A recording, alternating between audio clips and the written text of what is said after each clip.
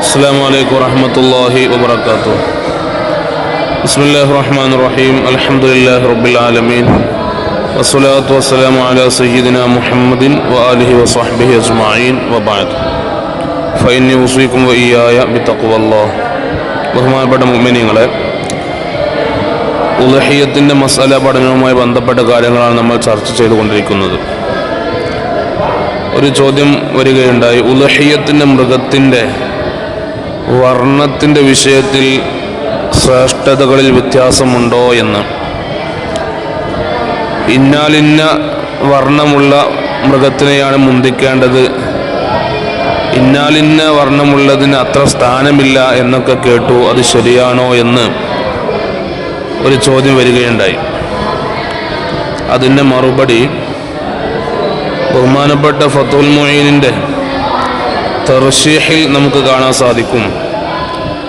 വഅഫ്ളലുഹാ മിൻ ഹൈസുൽ ലൗനുൽ അൽ ബൈളാഉ സുമ്മ സ്വഫറാഉ സുമ്മൽ അഫ്റാഉ സുമ്മൽ ഹംറാഉ സുമ്മൽ ബൽഖാഉ സുമ്മ സൗദാഉ.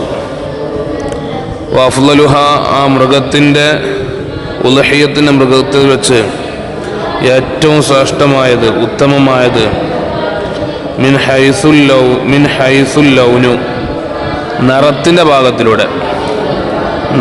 ഭാഗത്തിലൂടെ ഏറ്റവും ശ്രേഷ്ഠമായത് അൽ ബൈളാഉ, വെളുത്ത ഉളഹിയ്യത്തിൻ്റെ മൃഗമാണ്.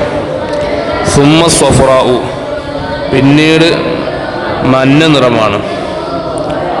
സുമ്മൽ അഫ്റാഉ, പിന്നീട് ചാരനിറമാണ്, ചാരനിറത്തിലുള്ള മൃഗം. സുമ്മൽ ഹംറാഉ, പിന്നീട് ചുവപ്പ് വർണ്ണമാണ്, ചുവന്ന നിറമുള്ളത്. സുമ്മൽ ബൽഖാഉ, പിന്നീട് കറുപ്പും വെളുപ്പും കലർന്ന നിറം. സുമ്മൽ ബൽഖാഉ, പിന്നീട് കറുപ്പും വെളുപ്പും കലർന്ന നിറമുള്ള മൃഗമാണ്. ഏറ്റവും അവസാനം സുമ്മ സൗദാഉ, പിന്നീട് കറുത്ത മൃഗമാണ് എന്ന് നമുക്ക് പറയുന്നതായി കാണാൻ സാധിക്കും. അങ്ങനെയാണ് ബഹുമാനപ്പെട്ട തർശീഹ് നമുക്ക് മനസ്സിലാക്കി തരുന്നത്. അല്ലാഹു സുബ്ഹാനഹു തആല പരിശുദ്ധമായ ഉളഹിയ്യത്ത് കർമ്മത്തിൻ്റെ ഭാഗമാകാൻ നമുക്കൊക്കെ തൗഫീഖ് നൽകുമാറാകട്ടെ. കഴിഞ്ഞ കാലങ്ങളിൽ നമ്മളൊക്കെ പങ്കെടുത്ത ഉളഹിയ്യത്തിൻ്റെ കർമ്മങ്ങളൊക്കെ അല്ലാഹു തആല ഖബൂലാക്കട്ടെ.